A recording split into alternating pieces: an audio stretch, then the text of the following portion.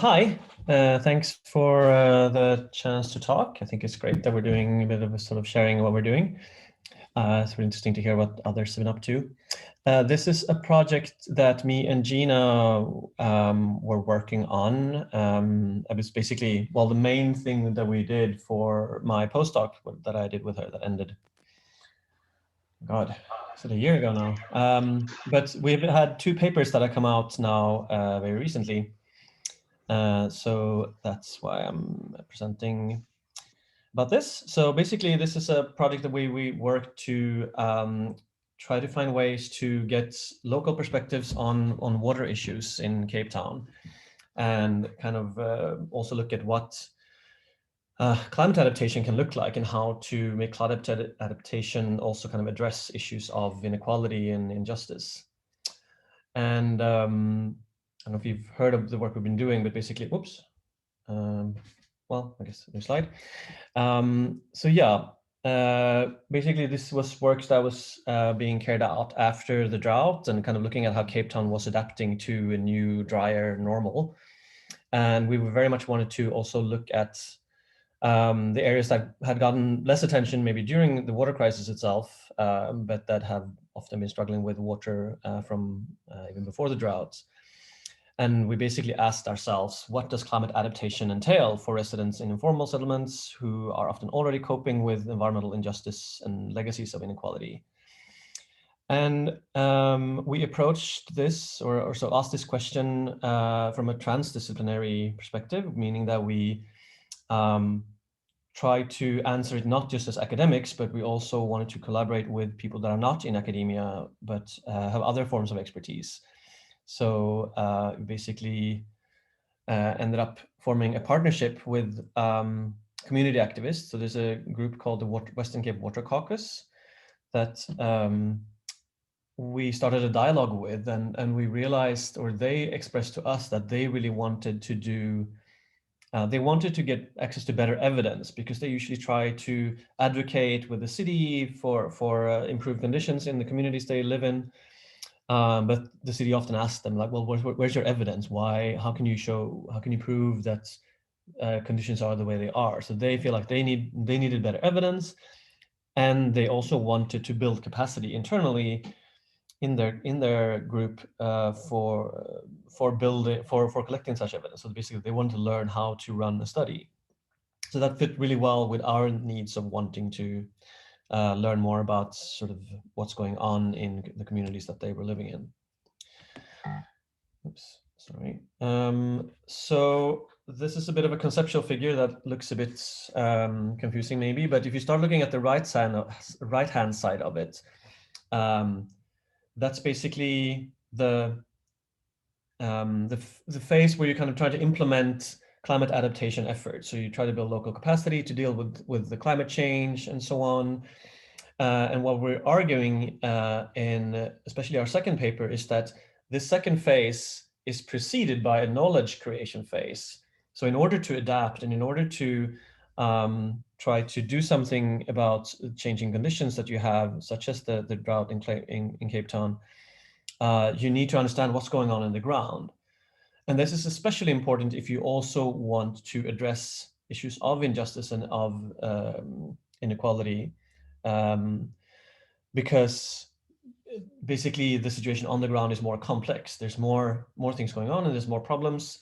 And if, for example, you're just drawing on one type of knowledge, so sort of technical knowledge or natural science knowledge, you have a very kind of limited view of the full picture. And what we're arguing is that the more kind of perspectives you can incorporate, the better view you have, and the more likely you are to have a full understanding of the problems at hand. And we differentiate between incremental adaptation, which is kind of just when you're trying to fix the problems as you go along, versus more transformative adaptation, where you really address the underlying problems as well. So this is kind of like a nice idea, but it's obviously quite hard to do this in practice. Like, how do you really incorporate all these different types of knowledge in a way that makes sense? So we used a tool called Sensemaker, which is really a way of um, collecting stories, but also allowing the people who give you the stories, so people in the communities, they also are invited to basically code their stories. So so this one, for example, a person shared a story about how a household was disconnected from the water supply was disconnected. They told us about how when my grandma's house water was cut off, oh my word, it was horrible. There are 3 families living on the property, but their income is not that much, which means that the water bill is an extremely high expense. They had to ask neighbors and family for buckets of water to survive. After struggling for many, many months, the matter was addressed, but by that time, the children were sick and the ladies in the house had infections. So this is a story, obviously, that kind of gives you a very nice, rich understanding of the person's situation and the frustration that they're in. But what you see here on the right with these triangles is how people. So this is basically all the 311 stories that we collected, and for each story, the respondent could indicate what type of what their story is about, essentially. So whether people's efforts resulted in a solution or no improvement or a temporary fix. And this is really effective for giving us an overview of like kind of what's the pattern that is emerging from all the stories that we've collected. And I'm going to give another example here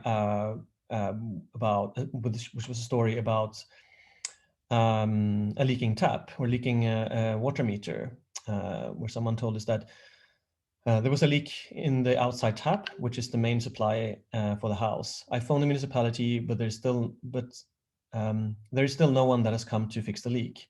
I had to make do on my own by hiring a plumber to fix it. And as you see here, this person has indicated that this story just ended in a temporary fix, and also say that, like, yeah, in my community, resolving water problems usually requires working through informal channels. So we found this to be a really nice tool to kind of really surface both the qualitative side of people's experiences, but then also getting some quantitative data about what's going on across all the communities where we collected stories.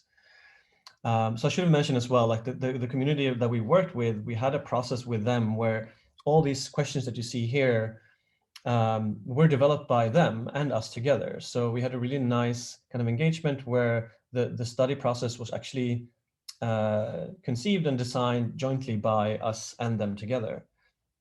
And that also meant that they had a sort of a really good understanding of what they were asking about when they were out in the community collecting stories.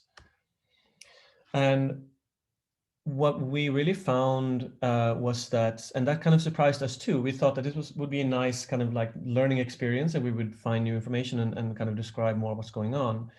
But we also found that the knowledge creation or the co-creation of knowledge was really an outcome in itself, and it was really empowering, especially for the community we worked with, I think, but also for us as researchers. We really learned a lot of new things that we didn't really expect. But I think one of the main things in terms of building capacity to adapt to climate change was the empowerment that we saw in the community group that we worked with. And that was specifically in 3 ways. So first of all, we saw a shift in participants and how they viewed their own personal agency, in that we saw that they learned to use a new tool to collect and analyze data, which they had never done before. And there was also a shift in their sort of collective legitimacy as an organization. They could tell that when they were presenting their findings to city representatives at the end of the project, they were taken much more seriously, and they had learned also to communicate credible evidence to the city, and really kind of gained a seat at the table that they hadn't had before. And we also saw a shift in their what we call the relational capacity. So they were able to work with us as researcher and kind of draw on the expertise that we had and match that with their own expertise. So they obviously knew more than we do what's going on in communities and how to best approach people if you want to interview them. And it was really kind of an empowering experience that they just learned how to build on that the collaboration that we had, and really sort of develop new capacities within their group. So this is just a kind of a brief summary of these papers. I'll post the links to them in the chat as well. But also wanted to mention that Gina and I are doing a longer presentation next week for the Future Water seminar. So I think that's on Tuesday. I think it's at 1 o'clock, between 1 and 2. So you'll get a bit more details then if you're interested to know more. Well, then that ended. But yeah, I think I'll stop there. And if there's any questions, you're welcome to ask.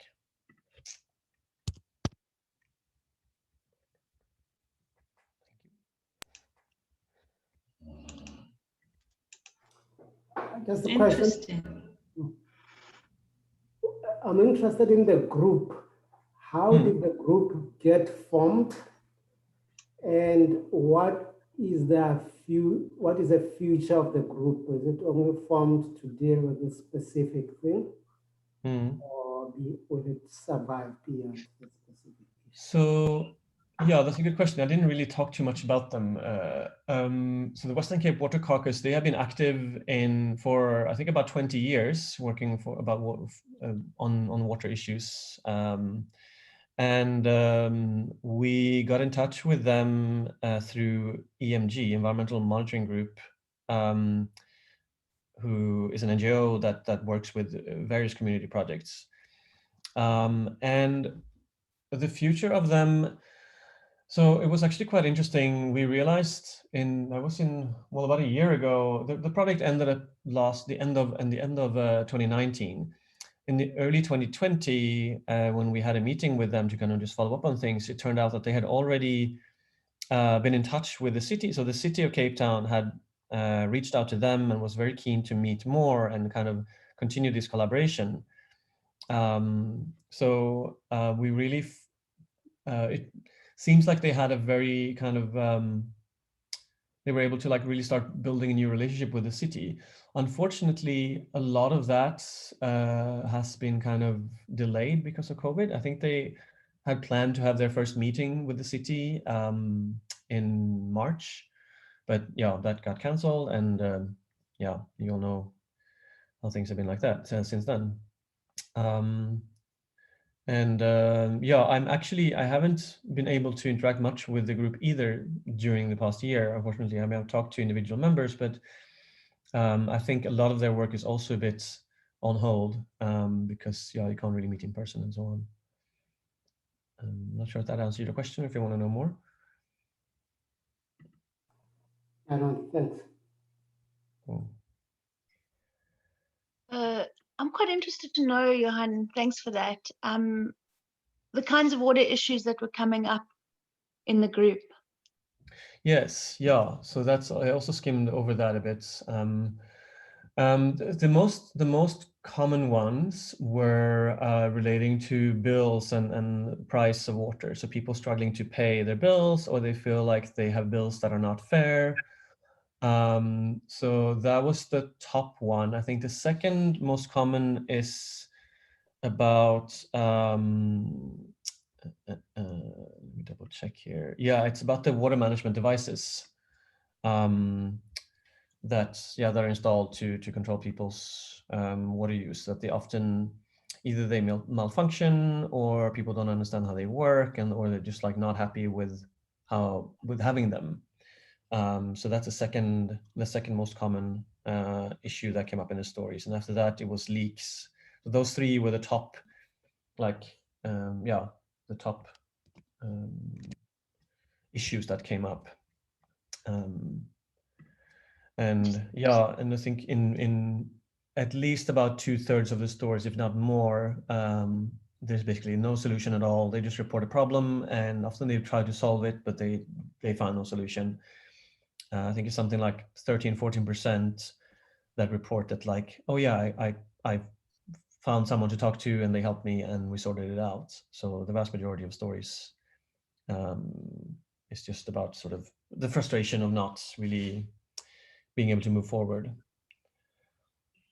Do you know if there's been any studies done on the actual, I mean, this is a study on that in a way, but on the water management devices, specifically, like who fixes them, where are they, how do they work, or how, what problems, that kind of thing. Is there anything like that, or? As far as I know, there's been a couple of studies that were done before the water crisis, like 2016, something like that. I know there's a paper out I can send you. I don't know if there's anything that looks specifically on that during or after the water crisis, which would be really interesting because I know that they ramped up installations a lot, and there were a lot of complaints that. So one of the main problems with them is that people often don't feel like they get proper information, and we've heard a lot of complaints that when they ramped up the pace of installation, they also kind of skipped the informing people how they work part. And even sometimes we have had some stories that are about how people come home from work and there's a water meter installed on their house or in their house. So people come and do it without even asking them and without even having them there. So obviously that contributes to the general sense of frustration and that the city is really implementing solutions that aren't really in tune with what people are dealing with on the ground. Thank you. Yeah, Anna also mentioned that Gina had a student who worked with water management devices a few years ago. I think that's the one I'm thinking about too. Johan, I just wanted to ask you about that first question I put in that relates to your diagram you showed with the knowledge creation phase. Mm. And just understanding a bit better the thinking that went into that lower portion of, like, what was your thinking behind distinguishing, and what distinguishes local knowledge from traditional knowledge from lived experiences? How are those things different? I mean, this is more of a kind of a conceptual idea, but I think generally local knowledge, lived experiences, and traditional knowledge. I've also I should say that that half of the figure is adapted from a previous paper from a colleague of mine in Stockholm, actually, and. I mean, traditional knowledge, I think, obviously, it's a bit different in that it relates more to communities that have lived in an area for a long time, and you kind of develop customs and more long-term ways of interacting with an ecosystem or whatever it is. I think local knowledge is it's more kind of place specific. I think that's the idea there is that. It's relating to a specific place that's as opposed to more like, I guess, blueprint solutions that are implemented by international development agencies or conservation programs or whatever. And lived experiences are more related to, my understanding is more related to, for example, if you are a farmer and you work with a certain type of environment or with a certain type of problem, or if you in your daily life have to deal with, for example, flooding in your community. So it's more like not necessarily related to a place, but the type of life or the type of living situation that you have that might be quite different from that of formal experts or other knowledge holders or decision makers. I think, but yeah, I mean, it's not that it's something that we specifically analyzed in this study and the kind of distinguish between different types of input to our to this kind of the enriched picture that it mentions in the figure. I think it's an interesting aspect to maybe dig more into, particularly as it pertains to urban contexts. Because so, I mean, and to work with anthropologists who do a lot of thinking around those ideas. But I think it doesn't always map so readily or so easily onto more dynamic urban environments where either people are moving in and out, or traditional knowledge, it isn't, or the traditional knowledge has come from somewhere else because it's not from that place, right, depending on when local knowledge becomes traditional knowledge. But it makes it hard to relate those concepts to this particular issue of dealing with water pipes and leaks and those kinds of things. So it could be an interesting aspect to dig a little bit deeper into, maybe with some of people with the more humanities kind of expertise in that topic, because I think it's fascinating. Yeah, for sure. No, and I think it's like not necessarily, I totally agree with the urban, that is a sort of particular challenge, but I also think it's even more perhaps important there, because obviously in cities you have higher density of people and often a higher diversity of people, which means you're going to have more a wider range of perspectives of what the problem is about, or what needs we have, or where where we should go in terms of development, or adapting to climate change, or whatever it is.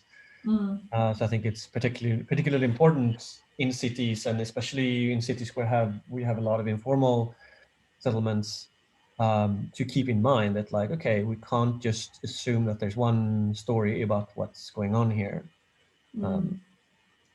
Because I think it even relates to that second point I made about the one quote that you showed, that all of our knowledge is so partial around exactly whose responsibility what is, and where the city's responsibility ends and the residents' responsibility begins in terms of where the water infrastructure is. And so, because, for everybody that's hard to navigate. So some of those, how you deal with that inconsistency almost, or what is local knowledge that's actually a misunderstanding of, or an unawareness of what the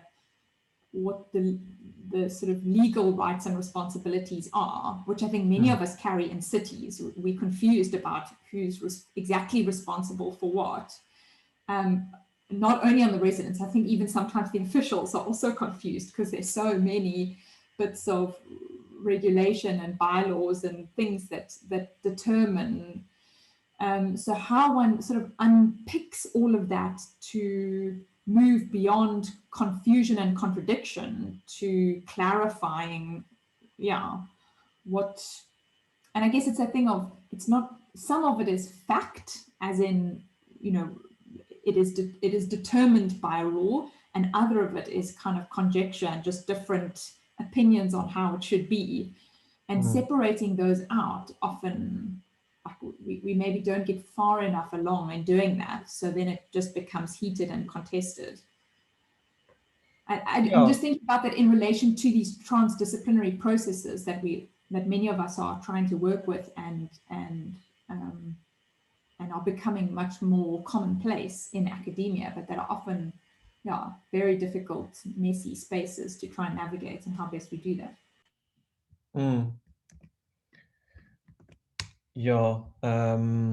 Sorry, just replying to Petra there. No, I think that's I think that really makes sense. I had another point I was going to make, but I completely slipped my mind now. It's also 11 o'clock, so I don't know if people want to leave. That's totally fine, obviously.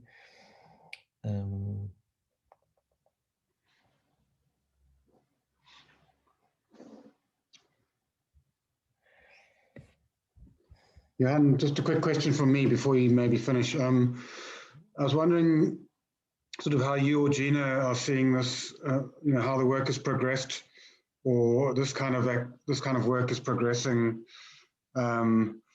in currently, if you like. So are you building on this in any way, or have you shifted to do completely different things, either you or Gina together or separately?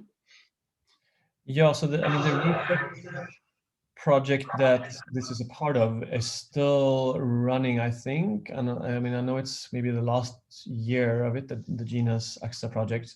But it's still definitely informing some of that work. And I think Gina is taking it forward more than I am, because yeah, I'm not directly working on this anymore. I know that she presented some of this work for the City of Cape Town recently, and she's on this Water Resilience Advisory Committee. So we presented it there because I know that there's a lot of talk in the new water strategy and the water sort of basically climate adaptation work that is happening, that the city wants to do these types of things better. Like they want to have more citizen generated data. They want to have more partnerships with local communities. And something that we really saw, and I think that relates to maybe to Anna's comment as well, is that when you have a piece of a product or knowledge product or a piece of a study like this, it really helped to start the discussion, rather than, I think a lot of what we heard when the community was meeting with the City of Cape Town is that usually it often starts at a very kind of tense point where there's a lot of conflict that is unresolved that people want to deal with first. And I think that like when you could instead discuss results from a study that both people could see the value in, then that made it a lot easier to sit down and talk about problems that everyone acknowledges is there. So I think that's also part of the kind of empowering part of knowledge creation. Like if you get to be part of creating the knowledge, you also have a seat at the table to a different degree than you have if you just invited as for the sake of participatory, making a process participatory. Okay, thanks.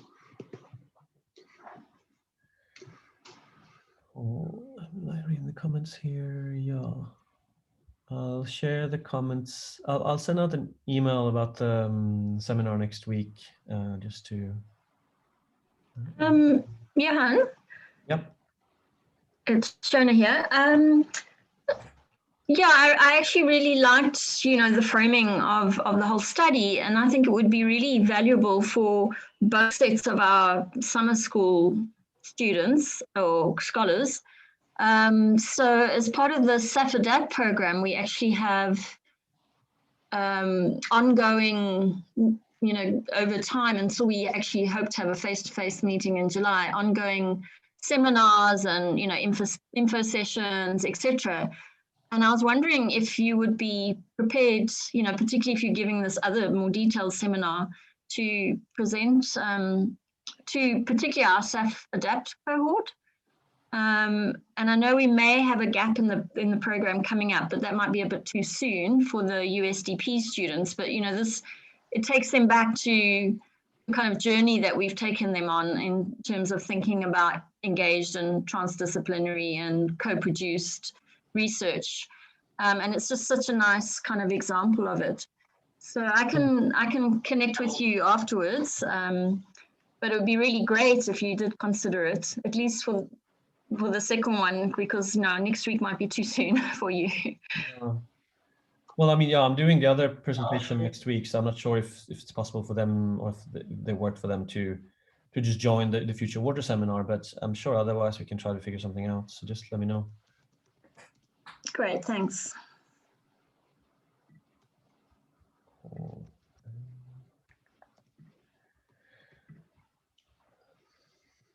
Yeah.